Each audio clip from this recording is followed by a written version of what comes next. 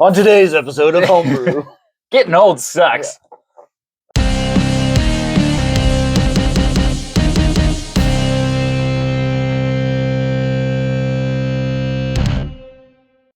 Hi, welcome to Homebrew. I'm Ben Brock. And I'm Nate Vanover. What's going on? I don't know. Don't ask. All right. That was good enough. We're good. All right. This is an Our World, Our Rules show. And today we're going to be talking about gear and equipment in your tabletop role-playing game. Yeah. And that's in sessions or in campaigns or one-shots, whatever. Yeah, whatever. Yeah. And not we could add, I mean, it could be like physical gear that you bring with you. Dude, yeah. Or like actual. You know what? I got some props for us for this episode. Oh, yes. Props are always good. It's great. Yeah. All right. I love it. We'll go through.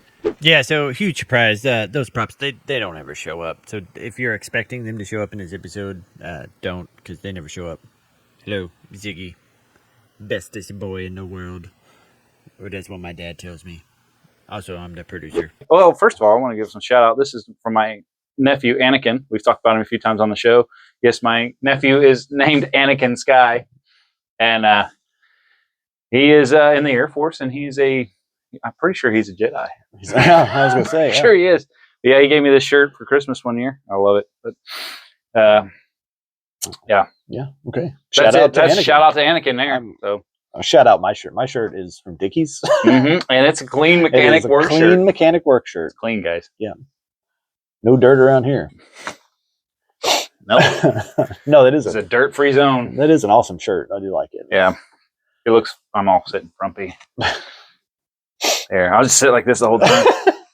Very properly. Very proper. I can't do that. I'd fidget too much. Yeah, me too. Anyway. Okay. Gear, adventuring gear, equipment, things that help the game move along. That's the key point in this is gear, how to use gear to help move the game along. Yeah.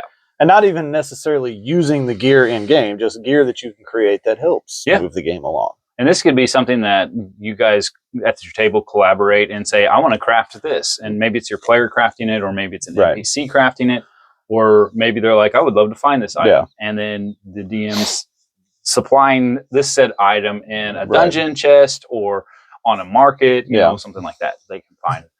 And we kind of hit on that a little bit in the last episode that we did with Coram, the blacksmith, and all the things that he was creating and how he worked together, not just with the party, but other NPCs to kind of create those things. Yeah.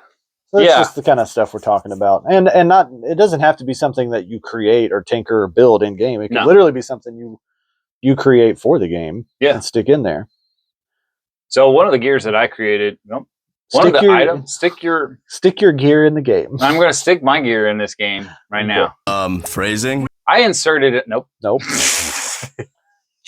Mark that word. That is a word that's marked off the list of words that we're not allowed to use on the podcast. Moist insertion. Nope. Definitely can't say them together. Especially together, yeah. Phrasing. Obviously. So one of the items that I created for the Celador campaign to help move things along and to not slow things down, I guess, is to free up some mechanics and free up spell slots.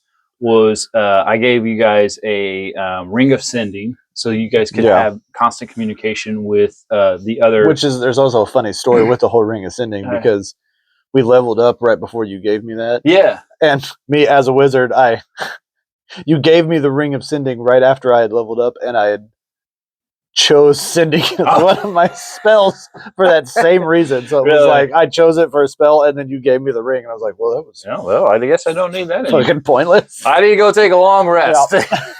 I need to go think. I gotta go look over my book again. Back to the old book. I wanted because it was important, but I also wanted to make sure that you guys had contact with your guild. Yeah, and I don't know why I said guild that way. My guild. With your guild. It was literally your guild, so I don't know why I said it that way. But yeah, so you had contact with your guild without using spell slots and wasting time, essentially. Right. There was charges on that. I did nerf it, so then it wasn't just an unlimited amount of, you didn't have, had roaming charges, you didn't have unlimited minutes. We didn't have just a constant connection to a cheat code in the game. Yes, that's exactly right. And the same thing I did with the teleportation ring of teleportation. Yeah. And that was actually set to a specific teleportation location. Yeah. So that teleportation circle was the only one that you guys could do, but only I believe it was only one person could use that. Yeah. And so it was kind of nerfed a little bit, but it was just a way for someone to escape if they had to. Right. Whoever was wearing it, and it had to be attuned. So if we got a big fight and everybody else was dying, then so one guy could get out and be like, "Hey, somebody should go help those guys." that place is hot. Woo! Do not go in there. Yeah. So there was a few items like that. Just off the top of my head that I wrote down. Right. Just wrote them down off the top of my head. Wrote them down off the top of my head. But I think fun fact, that's why Ben has a pin holder in the top of his skull, and he just writes things on. I just write it on top of my head, and I can't read it. Nate has to read it. Yeah, and I can't read, so and I can't write. So who knows what we're screwed doing. Constantly, always. But yeah, I think it's important to make sure that the gear that you're giving your players, and this kind of goes with how intentional we were about the gear that you got in Celador, and the gear that you've given us throughout your campaigns. Right. Is you don't want it to be overpowering. You want it to be helpful, but but then you want to give them gear that's weird, right? And it's going to make them think differently about how they're going to use this gear. So the Cloak of Many Fashions is one. Yeah, I gave you a handful of items throughout that whole dungeon. I would have to go back and get my folder that I've got on my character to remember all of them, because it's been a while since we've played. Oh, but yeah, I had several different items in that game. Yeah, and I know most of them never really were used, but the Cloak of Many Fashions was, and that was really cool. It was really cool. How that ended up playing out. Right. So I think whenever you're planning a loot planning a loot, when you're playing your loot to your players, you better have some loot skills. When you're planning to give your players loot, we've talked about it before. I'm going to say it over and over and over again, but you want to make sure that it's relevant to your world, right? Like, it doesn't matter what the gear is, whether it's super powerful or super silly, right? If it's relevant to your world, then your players are going to be more apt to play with it than use it than if it's some obscured, When you say relevant, you were talking about relevant to your world, and I was trying to think of an observation where the gear wasn't relevant to the world, and the only thing I could think of was going back to Dungeons and Daddies. Yeah. the van that they drive around in. Gosh, I'm like, that is not relevant to but it was such a key part of the story. It's actually in the story. It is very relevant to the story. That's the biggest thing, is just making things relevant to your story. I think what was I going to say? Oh, I remember. Yeah. Okay. Total brain fart. If your players find it interesting, you don't have to come up with how your players are going to use it. As a DM, you don't have to come up with that. As a player, if you get loot, think of a creative way to use this. Yeah. Maybe it's funny. Maybe it's super helpful. That's my big thing as a player, is when I get something, I always try, even if it's something that looks like it could be useless, like the Cloak of Many Fashions. Yeah. I mean, technically it was just fashionable. It was just a fashionable robe, but I was like, how can I use this and make it an actual, like, feasible piece of equipment to have, and not just be like, okay, well, now I have a fancy robe if I need it. No, I look like a king. No, well, I'm slaying. Why I slay things? But no, I was like, I don't want to just not use it. How do I use it and make it relevant to what is going on? Yeah, I'll hide from spiders in it. It worked, and it did. That's the thing. Like, when, as a player, I feel like we're always looking at our gear. Yeah, and we're like, how can I use this in this situation? And then most of the time you're going to try to force, I'm going to push my limits here. Yeah, and that's, I mean, every player does that. I feel like at certain points. So you give them weird gear, and then you get to see how are they going to deal with this. Yeah, definitely. So I think gear is important, but it's not the end. It's the same thing as stats. It's not the end all. No. But if they get hung up on an item, a golden frog.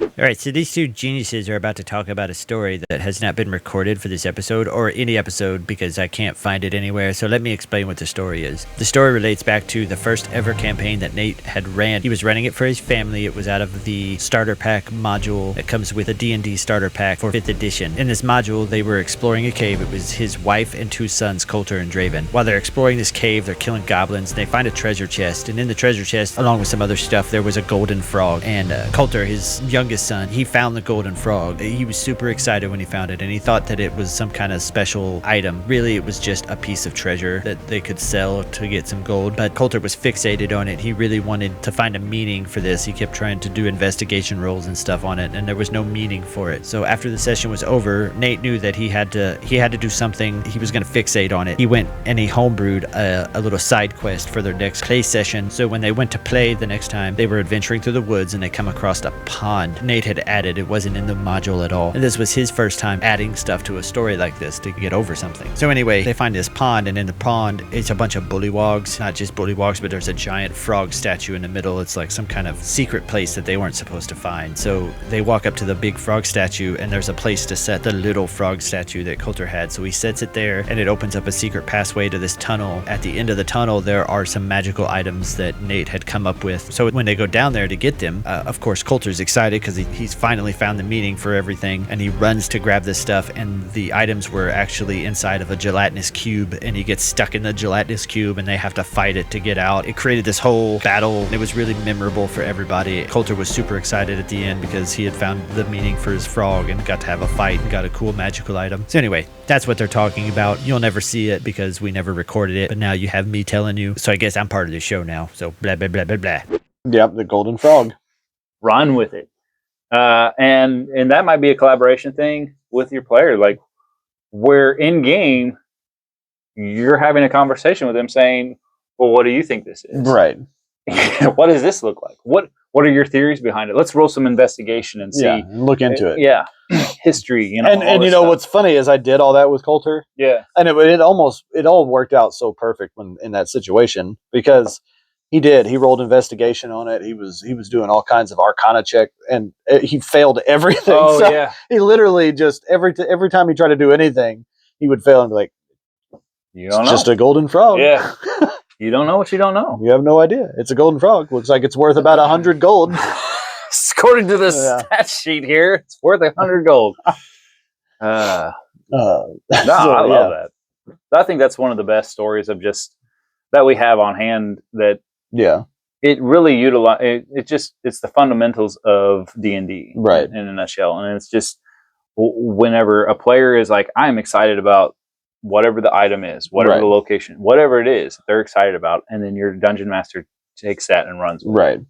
Like he's sold on that. And that actually is a good lead into like what I was talking about in the beginning, like the dungeon master taking it and running with it. Yeah. It's like, so there's a ton of cool tools and things out there for D&D now. D&D is so it's blown up in such a big way and so much popularity. A quick Amazon search, you can find all kind, like, you know, I talked about the NPC cards. Yeah. I actually have a deck of many things. It's not the official. I think there is an official. Yeah. But I've got like an unofficial one, and there's just all kinds of stuff. I've got those pins. Yeah. That Tara got me for Christmas that are really they all do different things. Some of them write in invisible ink that you can only see. Technically, they're called moonlight pins, I think. And so technically you're supposed to use the light of the moon in game to see whatever the writing is, but it's got an ultraviolet light on the other side, so you can see the writing. Some of them, they're temperature based, like you write. That's when you use I use that one in the D. I use both of those in the Castlevania one. Yeah. So it's like you write it. If you write it and you put it in like the freezer and get it really cold, it disappears. And then if you light it on fire, the words reappear. Yeah. And but not only are tools that are available like that and gear like that that's available, but just, you know, if you're a tech savvy person, you can do things like with the Castlevania game where, you know, I do all the editing and stuff for this podcast. So like this amazing set design here. No, this is actually all Ben's idea. Ben actually put all this together, but but we're very tech savvy kind of people, and we like to use multimedia stuff in our not just using music to set the mood, but like that for the Castlevania one shot, I actually recorded that that like introduction and played it for you guys at the table with music and all that stuff behind it. Yeah, it was full on production. Greetings, hunters! My name is Lucian Renwick. I have been told that a group of you have been looking for my friends, helping me build my new home. I am pleased to inform you that my home will soon be ready for visitors. We're staying in an old castle, barely livable before we took it over, about a day's walk from your little town to the east. Nothing would please me more than for you to join me for, let's call it a housewarming party. Just head east until you reach an area where the night sky seems to hang forever, at all times of day. That's where you'll find us. And of course you can refuse, but I do now know where you stay. And my beasts love the taste of your townsfolk's flesh.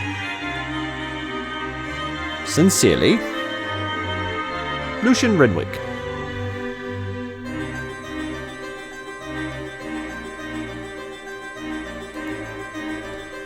Yeah, and did the guy's voice and introduced the character and all that. Yeah, so it's I was like halfway through, and I was like, "Wait, is this you?" Yeah, I don't know what I was thinking. Like, who else would have done this? No, I paid a guy to do this. And he was like, after he was done recording, he's like, "What else?" He's got this really like fancy British voice, and at the very end, he's like, "What else?" He's this proper like buttoned up guy with a puffy shirt and like a poet. At the end, he's like, "What else? What else?" But no, just using those kind of tools that, you know, and I'm not saying that you have to do that stuff. No. It's just I enjoy doing that stuff anyway. That's what I like to do. So adding that into the game and using that kind of gear outside of the game to enhance the game it makes everything so much more immersive. When you get those material items in there and you get to interact with something physical inside the game itself and your imagination, there's a lot of fun with that. And here's the thing, like you said, you don't have to do that. No, you don't. Yeah. You can do whatever you're excited about doing. Yeah. And I think a lot of people that play Dungeons and Dragons, they have that exciting or they're excited about, having props and stuff with them. But I know most of the game masters, they have this creative itch that they want to put, physical puzzles or stuff, out there for you. And they love to make, have the minis and the building the landscapes. Oh yeah, that's a whole different, we can get in, that's a whole different episode. We can get into for sure. The set building and all that stuff that you can do. Oh my gosh. Yeah. We got, because you've got tons of it. All the stuff. We've got some, and that's Ben is a very crafty guy, and he's made some of the coolest, like handmade some of the coolest, like, arenas and stuff for the miniatures for our games that are like fully interactive. Fully interactive, and they light up and all kinds of stuff. Like he just made them with like bottle caps and tin wire. It was trash. It was a box of trash, and I'm like, I think I can make a cool thing out of it. It was cool. Yeah, it was awesome. It's probably over it was over the top. No, it wasn't necessary. It was over the top, but it was necessary. Yeah. Like it really made it. It did. I feel like, but those are like, for me, whenever making those, like I had a lot of fun doing it. But I made my props for special occasions. So for like the Blood Gates and Celador, like all of those dungeons they were a fully fleshed out props for the rest of the sessions, because it was fly by the seat of our pants and I didn't know where you guys were going. It's open world. Right. Man, I couldn't create a whole prop set of a town or whatever. Yeah. I had my minis and I had some like random props that I could throw in there, and then I created a poster board. I just spray painted different types of texture poster boards, and then I used a plexiglass square grid, one square grid, and I'd throw it over top of whatever texture you guys are playing, and then I could throw in props and stuff on that. It's fun. It's not necessary. No, because I've done sessions where we're just playing pen and paper and that's it. Yeah, there's no minis, there's no props, there's nothing. Right. A lot of fun. It is. I mean, it depends on what your players are into. Yeah. I'm very much into the whole minis and all that stuff. I love that kind of stuff. So Yeah, and if you got that creative itch and you want to go for it, go for it. Right. And then you're never going to disappoint people. No, I mean, your exactly. players are going to love it. Yeah. And if it really comes down to if this is something that is fulfilling for you to do as a DM, as a player, to have props and to have minis and all this stuff, run with it. Run with it. Yeah. That's part of the game is having fun and being immersed in this. Yeah, definitely. If you're engaged in that way, more people are going to keep coming back. You're always going to come back. Yeah, you're always going to have people coming back to the table with that kind of stuff. Definitely. Now, I've played with a couple DMs and that they've made all kinds of props and crazy stuff, and then I'm enjoying it too. And then we've co-created stuff for the campaign, I'm like, I don't know what we're making, but this is fun. This is cool. Yeah. So always, if your players are into it as a DM, if your players are into it and stuff, and you want to get them more engaged. Yeah. And immersed. Yeah. This, I wouldn't hold back on that. Yeah, definitely. Yeah. But bringing it back around, that was we kind of went off on a. Well, I just totally different props and minis. Yeah. Sorry. So do I. We could make episodes about minis and sets and all that stuff. We will someday. Yeah. Today is not that day. Today is not that day. Mostly because I don't even know if you know where all that stuff is. Yeah, it's over here. It's in my closet. But bringing it back to in-game gear, whenever I DM, I'm kind of like you, especially in one-shots. Mm-hmm. I like to set a one-shot up and have a lot of fun with it. So I always feel like if we're doing a single session campaign, I like to level people up, not like super high, but kind of high, so that we've got more options in what we can do for that one shot. And then I always like to create my own kind of magical gear, but I like to do it in a way where it's something that is definitely useful for the situations, right? But it's not like it's not mandatory that they use it, or that it's like it's a crutch for them to lean on or anything like that. It's just like, hey, here's something, you can have fun with it if you want. If not, it's nothing. Yeah. It's no big deal. Yeah. Kind of like I was trying to think of I don't think she ever used it. There was a ring I had given Tara in the Castlevania one shot that we did. That was really cool, and I can't I'm losing all I've everything about it has gone out of my mind. But I don't think she ever used it. Yeah, and that's the big reason why. It's funny because as you were just saying that, I was like, her character was kind of like Gollum. Oh yeah, so she had the ring. Yeah, she just had the one ring. That was her only weapon. And she was a rogue. Kind of ghoul. She was a rogue half vampire that had grown up enslaved. Yeah. And so she was very but she was very curious and and almost innocent in a way. Almost childlike. Yeah. And she played it completely different than how I thought she was going to, and it turned out super, it was phenomenal. Yeah, it was so fun. Yeah. Because she was also insane. Yes, she was innocent and naive, but she was legit crazy and did some of the wildest shit. Oh man, yeah, that was a lot of fun. And she's lucky we didn't kill her right off the bat. Yeah, it was close. And I even told her that. I was like, there's a chance the way we're introducing your character in that they're going to attack you. Yeah. And she's like, okay. I think if it was I don't know where this is. I don't know where this story is going to go. Right. So we do what you want to do with the booth. Here we go. Nope. So I forgot what I was going to say.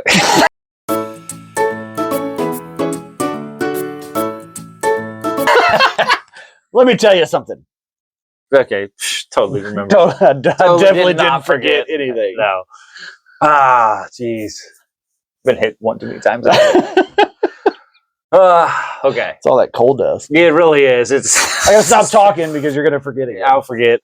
So, right off the bat, your brand new players, most of the time when they're playing the tabletop role playing games, most of your new players, not all of them, but their first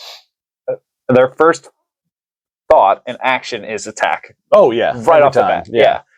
It's not until you have people that's played long enough or whatever, or it's like, oh, this isn't a video game. Right. I don't attack everything. I don't even attack the doors, which in D&D you should. Yeah. Fair warning, just attack the doors. Just attack the doors. Right off the bat. Frick fireball. Just move. We could have knocked, but I was just burning your house. Sent a mage hand to touch it. No. Hit it with a fireball. But yeah, so I think when she first came onto the scene, the three of us are hardcore D&D role-playing game guys, Yeah. So we really wanted to have that interaction and all that stuff. Yeah. So we actually had a conversation, right, with her character, and it was interesting. It was fun, but we got to do. You made us do a lot of checks and stuff, inside checks and investigation. And the other thing I did when her character first showed up, I didn't immediately have her start playing the character. Right. I introduced the character. I played the character for a minute to make it almost look like it was an NPC. Yeah. And it wasn't until you guys started doing checks and stuff and all this that she took over control from me, and then she started playing the character, which I thought was brilliant. In that mindset, because if she would have spoke up right off the bat, you would have known she's another she's another person at the table. Right. You're not going to do Which is this kind of goes back to playing it that way. I did a similar thing in the Celador campaign when John's character, his first character. So he joined a Christmas session. Yeah. To see if he even wanted to play. We were, I don't know, 8 or. It was like, no, it was earlier than that. It was like 4 or 5 sessions. Was it? Yeah. So 4 or 5 sessions in, and he joins it for a Christmas campaign or session, one shot. And Anakin was joining us for that one. Yeah, yeah. So Anakin, he was living down in Texas or Louisiana at the time, on the Air Force Base, and then he came up. John came over. Everybody's playing D&D. It was a 6 players. 6-player table, yeah. That's a lot, man. It slows stuff down, and we had to get through this campaign because Anakin's leaving town, and John didn't even know if he wanted to play. Right. So he plays a warlock. It was something that we threw together that day. Yeah. I was like, he's like, I want to play a warlock. I'm like, it's kind of, let's just run with it. Yeah, okay, there's a lot to it. Yeah. You picked the most complicated character. Yeah. Let's go with it. There's a lot of moving parts here. But we'll just go with it. Afterwards, then he was like, I liked playing. It was a lot of fun. I don't know if I want to play that character. And I'm like, I get it. We'll kill him. We'll just kill that character. Which is great because everybody kind of got knocked out at the end of that. Right, yeah. Coulter was the only one who was like standing. Half-assed. Yeah. He was the only one left standing. 3 health or something. Yeah. So, killed his character. He actually rolled the character that he wanted to play, and that's what he played from that point on. Right. Which was fun because whenever he came back, he came back as a new character. Yeah. And you guys were trying to revive this dead guy, and I was like, no, he's dead. He is gone. He is dead. Yeah. And I didn't have John there at that session. It wasn't until the next session that he showed up. Yeah. So we were just like, oh, John's not playing anymore. And then I'm introducing. I had him waiting out in the parking lot, or in the garage. In my garage, yeah. Yeah. I do remember that. Yeah. Oh, I forgot about that. Yeah. Yes. So then this dude comes strolling up, and you guys were like, "Who the heck is this guy?" Yeah, I'm very suspicious of him and all this stuff. And I'm just having him roll. He was walking. You guys were hiding. Yeah. And he's just walking down a trail. Yeah. And then you guys jump out and interview. Tara freaking caught him. Caught him with like her earth mold or whatever. And then trapped him, and I was like, "John, you better get in. Your character's about ready to die. You're gonna die if you don't get in here." So it was a lot of fun. Kind of introducing that where you have an NPC that's coming in. It's really another character, right? Yeah. I've even done where I've handed off NPCs to players that are coming into play, and so Kane was one of them that I handed off to Anakin. Right. He was an NPC that I was going to have come in, and I was like, "Well, Anakin's going to be here. Just have him play him. I'll just have you play this guy, and this is who he is. Yeah, and he's going to die. Just so you know, he's going to be. Yeah, he's going to die in a really cool way. Yeah, sacrifices himself to save us. Yeah, that was an epic. It was. It was a lot of fun. Yeah, and Anakin and I, we sat and we wrote that whole how.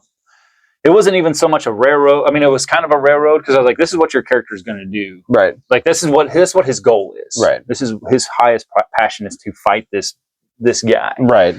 And you guys are like tagging along with him, and I'm like, "This is great. This is epic." It's his destiny to kill this man. Yeah. So I just really wanted to kill that guy. Right. But it was a fun way because in that the story arcs that came out of that for you it was the mage / paladin kind of path where you were like, I want to learn more about right. that. And what was cool even in that moment was that was also centered around a piece of gear that Zash got. Yeah. It was that necklace. Yeah. And it was a piece of gear that gave him a connection to something that I don't have, like, it was just kind of like thrown upon Zash. Yeah. And I, as the player, I get to make the choice whether I want to like take Zash down that road or if I just want to kind of ignore it and keep going. Yep. You know, and it was like just you said, like real life. Yeah. It was like, here's this thing. It could change your life if you let it. Yeah. If you want it to. Yeah. Yeah. I think it's very important. That's the biggest thing is, as a player, if you find something interesting, make it known. Right. I mean, be vocal about it. Be like, I want to know more about this. Right. Like, this is interesting to me, so my character's interested in it now, and I want to invest time into that. Right. If you're a DM and you thrust nope, can't say thrust. That sounds weird. If you're a DM, it doesn't sound weird till we make it. I made it weird. Yep. I always do. If you're a DM and you present a player an item, and they have no interest in it, but you are shoving it down their throat, that's not going to help. It's not going to help. Eventually, they're going to go, okay, what do you want me to do with this? Yes, exactly. They're going to do it not because it's interesting, because they want you to stop talking about it. Exactly. They want you to leave it a be. Yeah. Just please, let's get this over with. Everything, I always feel, and that's a good point, like the DM tip of the week almost is everything in your story should. Sorry, I was just very nasty with the DM tip. let me give you my DM tip. Yeah, this is the tip of the DM. No, but everything should kind of play that way. Like everything should be a suggestion, not necessarily a. Well, no, that's a bad. That's bad. No. That's bad to me, the boss. There is a time and a place. There's a time and a place for every kind of every kind of element to your story. Yes. Not everything has to be, no, this is for this has to go here. Yeah. Not every piece of, not every gold coin you pick up has to be the gold coin that will save the world or whatever. Like know when to implement those things and know when to hold back on them and do like what we were talking about. Yeah. I think I said that in a semi-intelligent way. I feel like I'll have to go back. I feel like I got it. You might have to edit it all out. And I'm gonna have to cut it up, and it's gonna be like, you should not do this here and when. Knowing when and where to push an object and its importance it's very important to do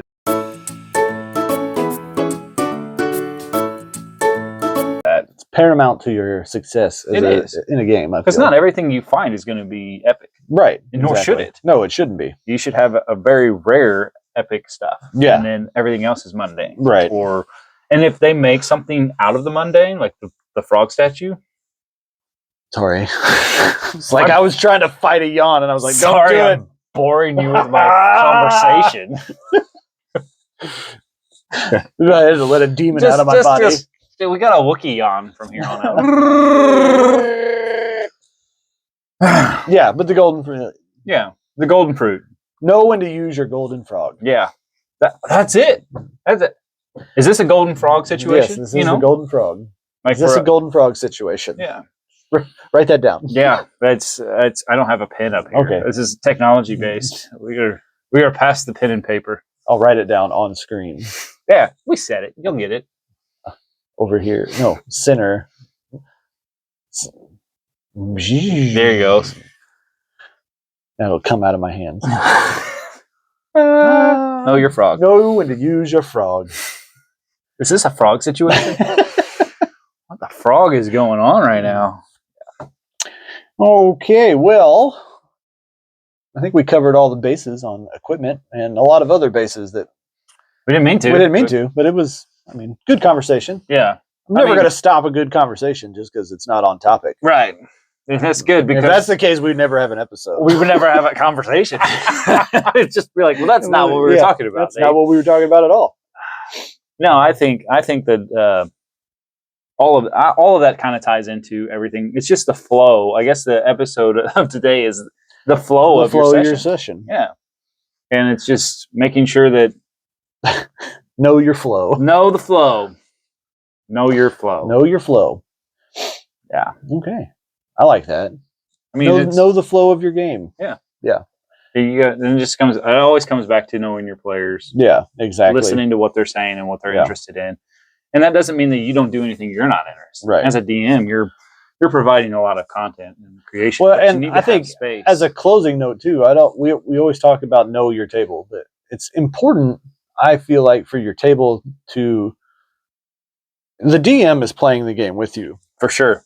So it's very important for the players to remember not to try to overtake the game. Yeah. Because he's not an active player in the adventure, but the DM is a player in the game too. Yes. And you don't want to get to the point where the game's not fun for your DM, because then you've lost everything. Yeah. So you, as a player, you have to be cognizant of the fact that he's trying to, not he, but every DM's a dude. Yeah.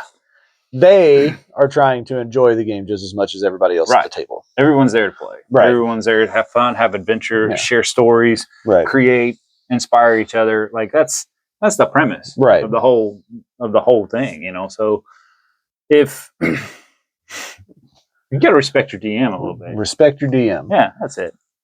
But that's just twofold, because your DM needs to respect players and all that stuff. Yeah. And I'll tell you right now, if you're starting off a session, if you're starting a campaign and you've got new players at your table, the DM is going to carry that game for a couple sessions until they get comfortable. DM has to have a lot of patience first off. And it's going to be slow. Oh yeah, because there's going to be a lot of explanations. Right. Here, what does that mean? And a lot of stopping to look stuff up and all that kind of stuff. Yeah. I need you to roll this. And they're like, what? Where am I looking? Right. What am I doing here? And a lot of that comes with, there's growing pains. There's, you're teaching them, you're learning. Everybody's learning at the same time. Yeah. So patience is key. Patience is a virtue. Yeah. All right. Well, I think that about wraps it up for this week. I think so too. Yeah. So we did good. Yeah. We did very good. We did very good. All right. Well, until next week, I've been Nate Vanover. And I've been Ben Brock. And always remember, know when to use your golden frog. I didn't know what you were going to say, but it's very true.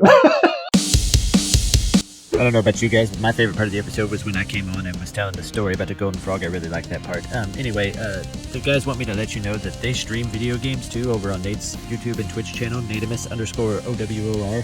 If you want to see more of these guys, you can go check them out there. We'll see you next week.